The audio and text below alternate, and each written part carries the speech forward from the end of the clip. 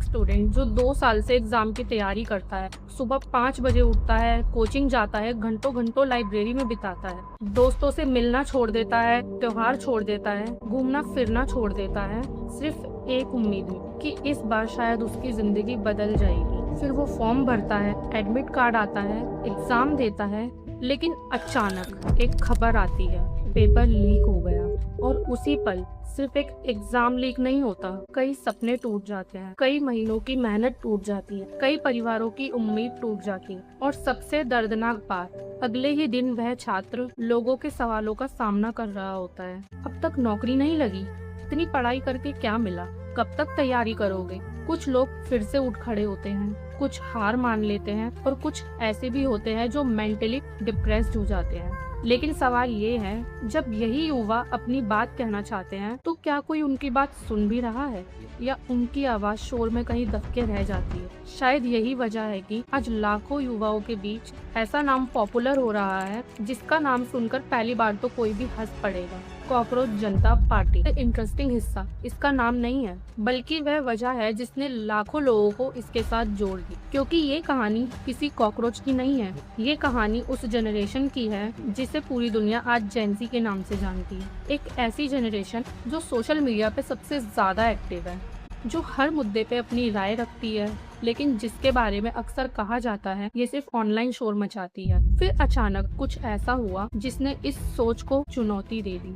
जो बात सिर्फ इंस्टाग्राम रील्स में हो रही थी, वो सड़कों पे सुनाई देने लगी। सिस्टम हिलेगा, उठेगा कॉकरोच जनता पार्टी। और इससे सिर्फ स्टूडेंट्स और अनएम्प्लॉयड लोग नहीं जुड़े, बल्कि जाने माने सोशल एक्टिविस्ट सोनम वांगचुक जी ने भी इसका सपोर्ट किया। अब सवाल और बड़ा हो जाता है, आखिर ऐसा है क्या इस आंदोलन में जो इतने अलग अलग लोगों को एक ही मंच पर लेके आ रहा है? अगर आप ध्यान देते हैं तो इस आंदोलन का सबसे इम्पोर्टेंट मैसेज यही है कि हमें देखा जाए, हमें सुना जाए, और हमारी समस्याओं को गंभीरता से लिया जाए। लेकिन क्या सच में स्टूडेंट्स की आवाज सुनी जा रही है, या फिर लाखों पोस्ट, कमेंट्स और प्रोटेस्ट के बाद भी सिस्टम के कानों पर जू तक नहीं रेंग रही है? यही सवाल इस पूरी कहानी को और इंटरेस्टिंग बनाता है, और इसी सवाल का जवाब ढूंढने के लिए हमें वापस जाना होगा मई 2026 में, जहां से इस पूरी कहानी की शुरुआत हुई थी। मई 2026 सोशल मीडिया पर अचानक एक अजीब सा ट्रेंड चालू हो गया, कॉकरोच। वही कॉकरोच जिसको देखकर लोग अक्सर डर जाते हैं, या कभी कभार तो उसको चप्पल उठा के मारने भी लग जाते हैं। शुरुआत में तो लोगों को लगा कि ये भी कुछ दिनों का ट्रेंड ही होगा, लेकिन धीरे धीरे लोगों को यह एहसास हुआ कि इस बार मामला सिर्फ मीम्स का नहीं है। ये अच्छा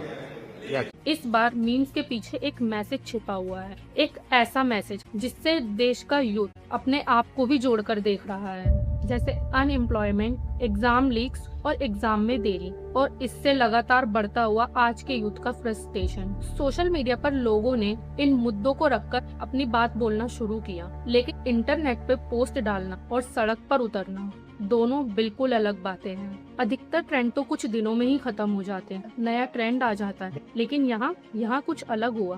लोग सिर्फ पोस्ट नहीं कर रहे थे, लोग एक दूसरे को ढूंढ रहे थे। उन्हें महसूस हो रहा था कि उनकी समस्या सिर्फ अकेले उनकी नहीं है। यही वजह थी कि ये देखते ही देखते एक डिजिटल कम्युनिटी में बदल गया, और यहीं से कॉकरोच जनता पार्टी का नाम तेजी से फैलना शुरू हो जाता है। आखिर कॉकरोच ही क्यों?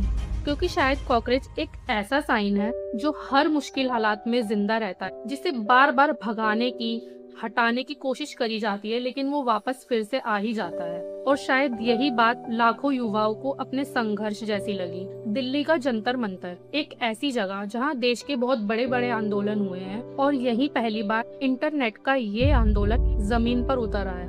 और सभी के पास बस एक ही सवाल होता है, क्या कोई हमारी बात सुनेगा? लेकिन फिर भी सरकार के कान पे जू तक नहीं रेंग रही है। दिल्ली के जंतर मंतर और पुणे के बाद ये प्रोटेस्ट धीरे धीरे पूरे इंडिया में फैल रहा है। इसका नेक्स्ट प्रोटेस्ट अमृतसर, हैदराबाद और जयपुर में है। इस प्रोटेस्ट की मांग है एजुकेशन मिनिस्टर धर्मेंद्र प्रधान का इस्तीफा। रेजिग्नेशन,